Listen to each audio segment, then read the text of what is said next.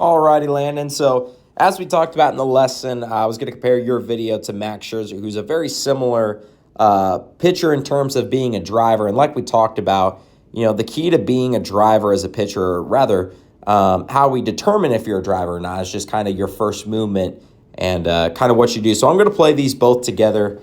And from there, we're just kind of going to go into it and, break down just everything. And not just what we talked about in our lesson, but everything that I see in your mechanics and just entirely, what kind of my plan is for you and how we'll work on some things. So I'm going to play them both at once, and we'll go step by step on this. So here we go. All right, so let's start first of all, with our base, right? So we talk about, right, the one thing that we talked about was we don't want to be to a point where we're so close together, which is where we were at first, right? Because the biggest thing that we need to make sure of is we don't want to get to a point where we can't go forward, right? The whole purpose of being a pitcher is to gain as much momentum downward so that we can deliver a pitch and, put some velocity behind it, right? Our goal is to get the hitter out at the end of the day. And however we can do that, we want to do. So that could be, perpetual velocity, which we'll learn a little bit more about, as we go on. We'll learn about, just the triggers to a driver and how to get the most out of our maximum output.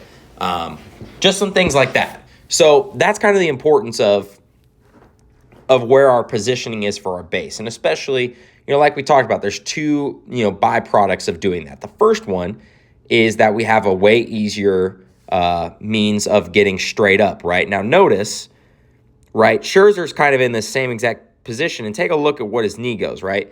It goes directly up versus what you're trying to do right now is you're kind of putting it towards your back self, right? Because you're trying to engage your back hip, right? And this is what we talked about a little bit in our lesson, right? There's a correct way and an incorrect way to get into our back hip, right? Now, when it comes to the driving part, we are perfect in that category, right? Because we are pushing off the exact way we're supposed to push off. It's just how we originally get into that back knee, which is taking a little bit out of us, right? So in terms of that, right, I want you to take a look real quick. If I were to circle Max Scherzer's hips, I really just want you to take a look. What he does is he'll go up, but then instead of trying to take this knee over here in order to take, our ass towards the plate, what he does instead is that he's hinging his hip right here to get into this position right here, right? So y'all are both in the exact same position. It's just how we get into that position is kind of the key thing to take a look at, right?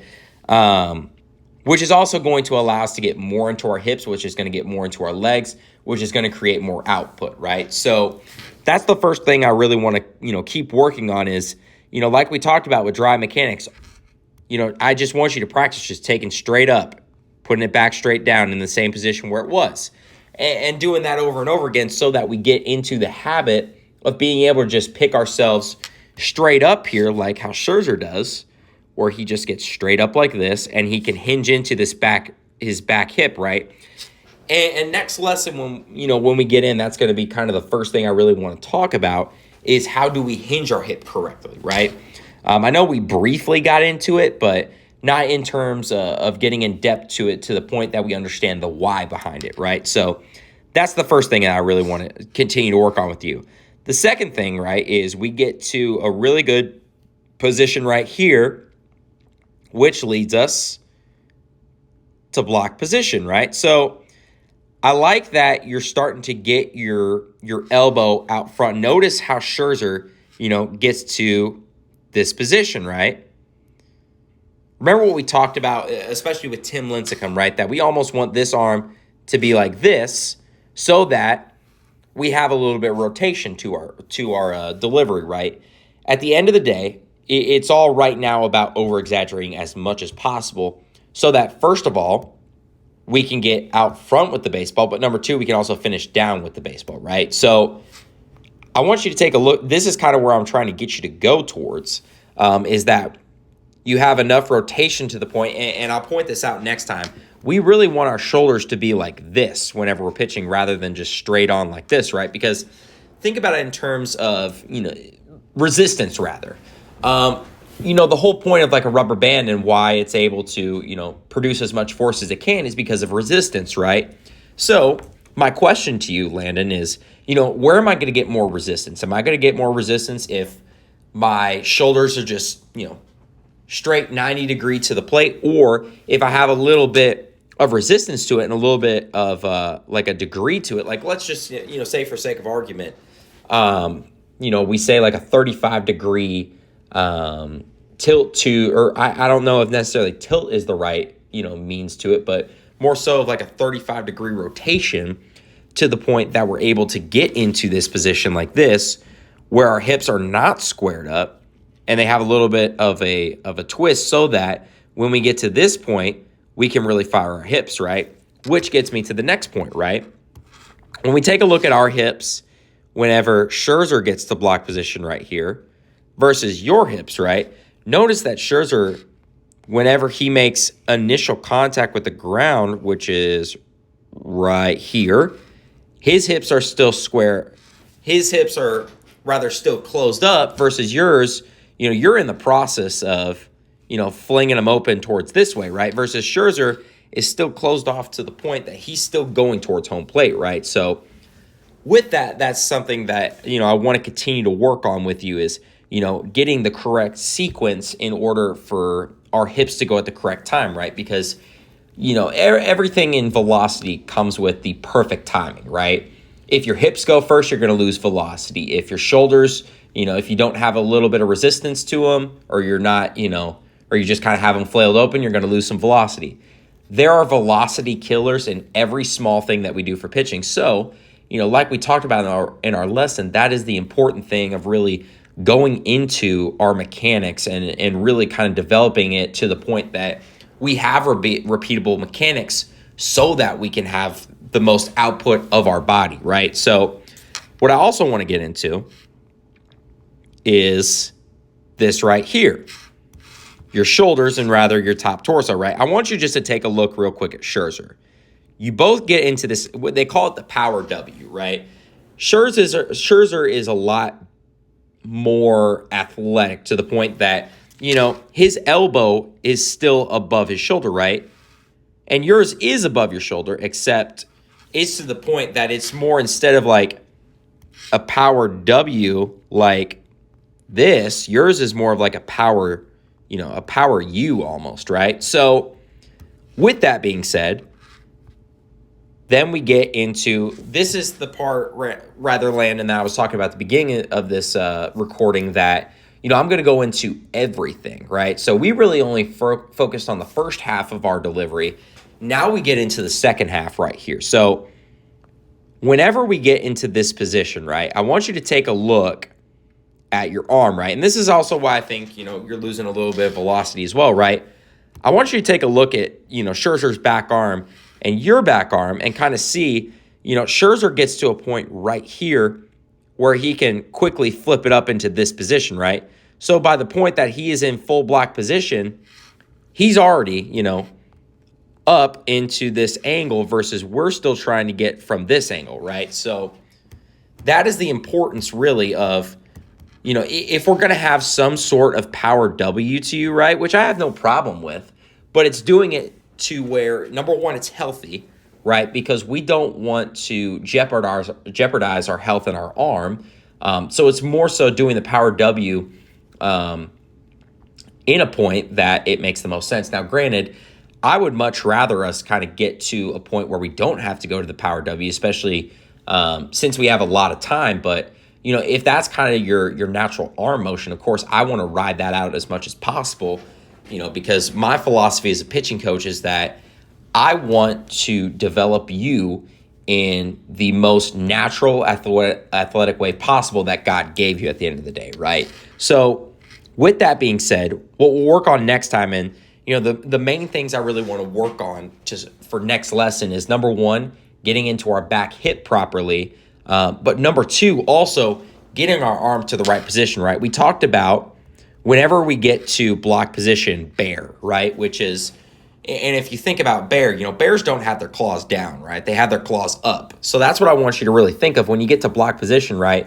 Almost claws up, whenever you think bear, I just want you to think about claws as well, because that might help you instead of having, your arms fully down, almost like you're making a U shape. It's going to get you to the point where you're in 45-degree angles above your shoulder, right? So then we get to this portion right here, right? I want you to take a look at where Scherzer is releasing the ball. If I were to draw a line right here, or that's not the best line, but if I were to draw a line, let's say for sake of argument, right here, right? He really does not go past that line, right? He has really good arm. This is actually a perfect angle, right? He keeps his elbow in the exact same place, and he gets to the point that he's flicking his elbow rather than, if we take a look, if I were to put like a line, that's not a good line for you, but if I were to put a line right here, right, you are pushing all the way out, right? Now, in terms of pushing, that is one of the biggest causes of velo being killed, is throwing our elbow forward. But additionally, that brings up the point of that's where elbow health comes into play, right? Because if you're pushing your elbow forward, that's going to create even more resistance, or rather tension to your elbow, right? And the elbow is a very, very, very delicate it's a delicate set of muscles within your elbow that can only take as much force. To put it into perspective, throwing is the equivalent of holding, if I were to put Scherzer right here, right? This motion right here is the equivalent if he had 5 12-pound bowling balls. Okay, so essentially 60 pounds of force is going into his shoulder. Essentially, okay? So, and I don't say that, obviously, to scare you and to be self-conscious about your elbow health.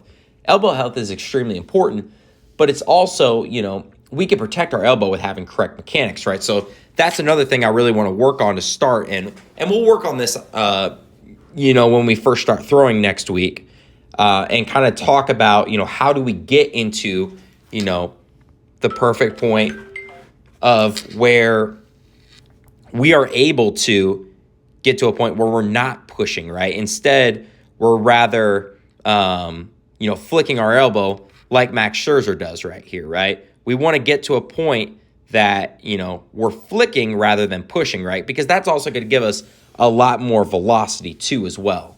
And then the final thing I really want to talk about is your finish, right? We talk about, if you get to this point right here, right, and notice you get in a heel strike and you're not locked up, which is the good thing. We don't want to be locked up, right? But now it's getting into scorpion, right? Versus, watch what your hip does, right? And you told me as soon as we previously had talked that you tend to ride your hip out to the opposite side, right? So rather you ride your left hip out versus if we look at Scherzer real quick, right?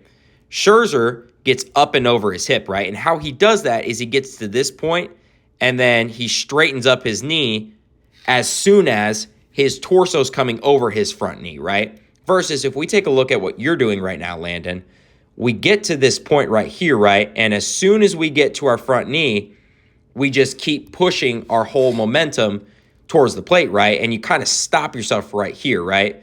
Versus if you take a look at Scherzer, yes, while he stops right here and he has a little bit of recoil, he keeps going forward, right? Versus you keep going forward right there. And then right here, if I were to draw a wall, you kind of hit a wall and you stop, right? And also take a look at how you finish too, right? You can also tell that you're pushing rather than, Scherzer is flicking his elbow.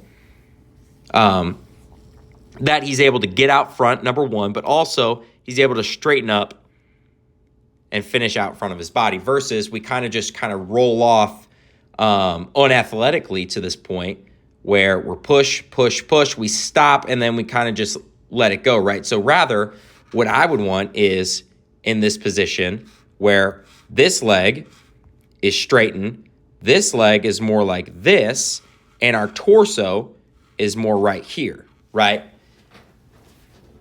And mind you, Landon, if you have any questions about this, feel free to reach out to me. I know that,